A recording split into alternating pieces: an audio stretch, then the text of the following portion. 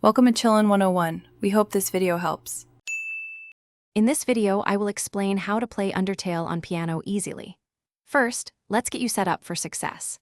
Begin by finding simplified sheet music or online tutorials specifically designed for beginners.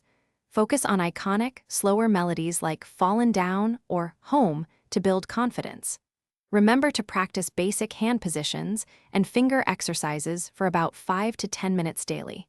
Using a metronome will also help you maintain a steady, consistent tempo from the very start.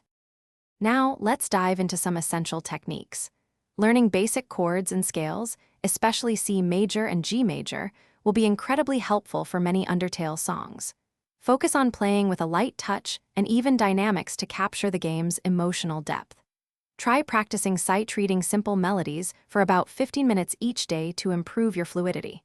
When a section feels challenging, break it down into smaller, manageable phrases and master each one individually. Many Undertale songs are surprisingly accessible for beginners. Fallen Down is an excellent choice for practicing simple melody and basic chords, often using just a few notes. Home offers a gentle, repetitive structure, perfect for building muscle memory. Once Upon a Time introduces basic arpeggios and a flowing rhythm, while Memory uses a slow tempo and clear melodic lines, making it easy to follow. Start with these and gradually explore others. Consistent practice is key to your progress. Try to dedicate 20 to 30 minutes daily, focusing on specific sections rather than just playing through. Utilize the wealth of online resources available, including YouTube tutorials and piano forums, for additional guidance. Recording yourself playing can help you identify areas for improvement and track your progress.